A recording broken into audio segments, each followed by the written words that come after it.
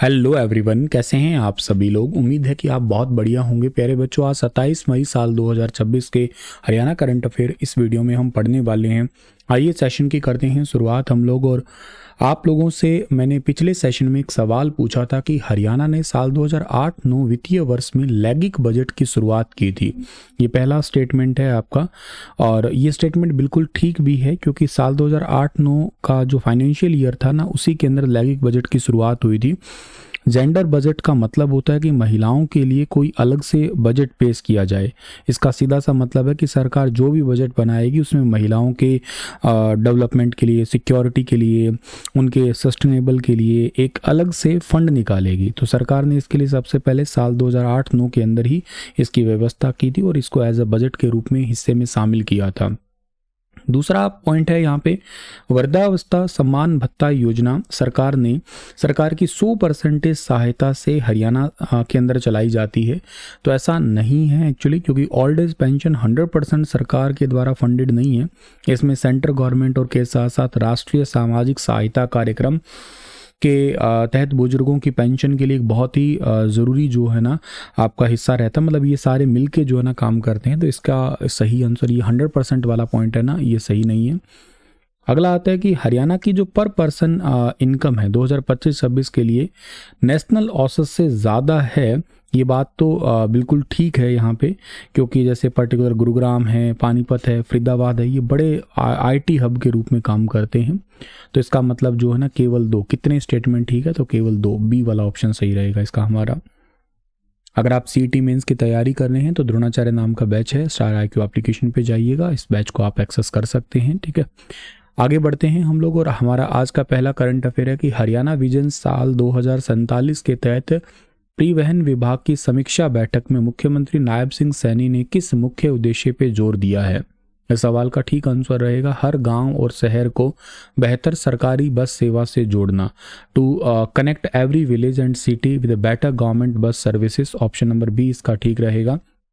Haryana roadways की बसों में रेलवे की तर्ज पर रियल टाइम ट्रैकिंग सिस्टम लगाया जाएगा, जिसे आप मोबाइल एप्लीकेशन से ही ट्रैक कर पाओगे।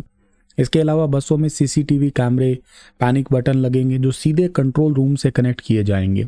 इसी साल हरियाणा में सरकारी और निजी बसों की निगरानी के लिए ही एक यूनिफाइड कमांड कंट्रोल सेंटर है, वो भी सेटअप करेंगे। अगले साल के अंदर जो है ना 10 नए इलेक्ट्रिक बस स्टैंड भी बनाए जाएंगे।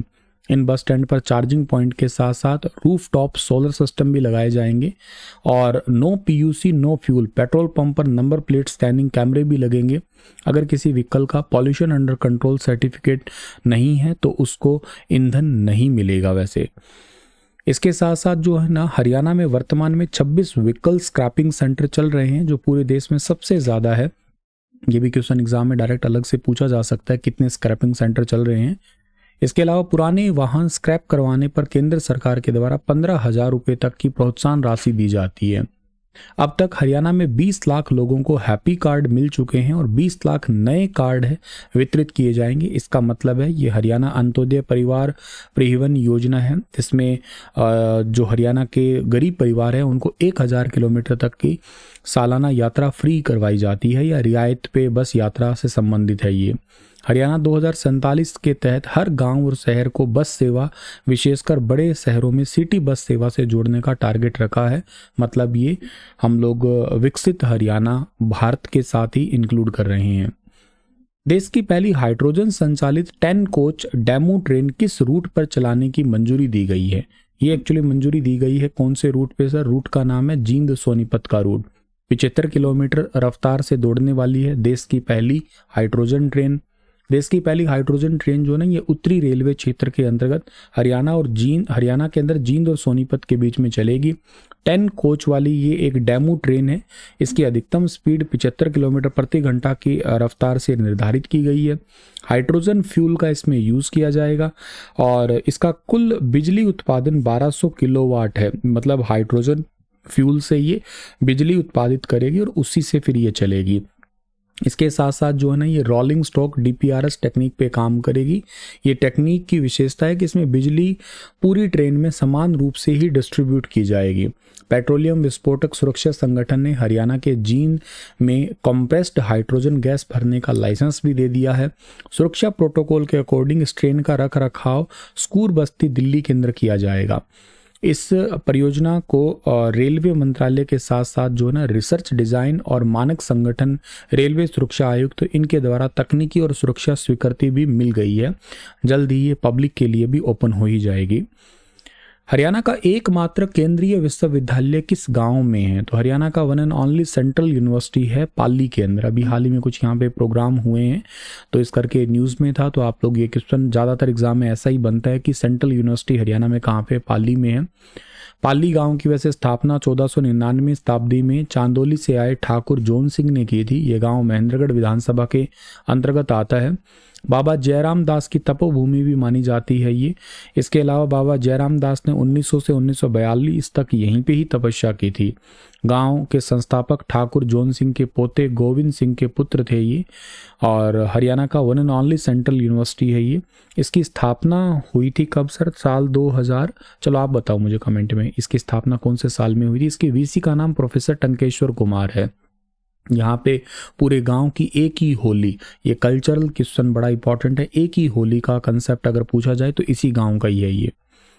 हरियाणा की 9 साल की जो श्रेयोवी मेहता है, श्रेयोवी मेहता है, इन्होंने लंदन के नेचुरल हिस्ट्री म्यूजियम की wild life photographer of the manoeuvre में सदन योग्यता में कौन सा स्थान प्राप्त किया है? इन्होंने 2nd पोजीशन लिया है। 9 साल की बच्ची है।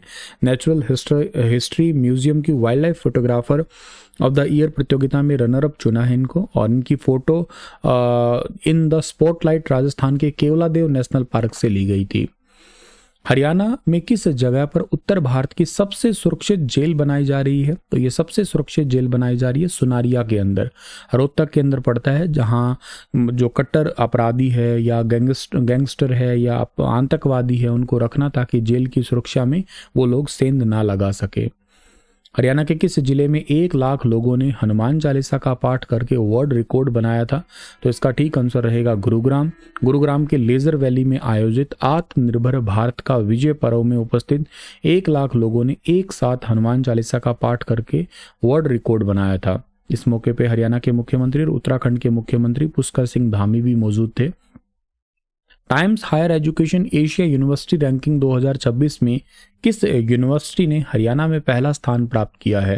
तो ये यूनिवर्सिटी है गुरु Jambheshwar university of science and technology. इसने पहला स्थान प्राप्त किया है। इस प्रतिष्ठित रैंक में यूनिवर्सिटी को भारत भर में 76वां मिला है और एशिया के लेवल पे 501 से 600 के बीच में है, और हरियाणा में पहला स्थान मिला है। आज का सेशन इतना ही है। आप लोगों के लिए सवाल है, नीचे दिए गए कथन है, एक पहला पॉइंट है आपका और एक दूसरा है।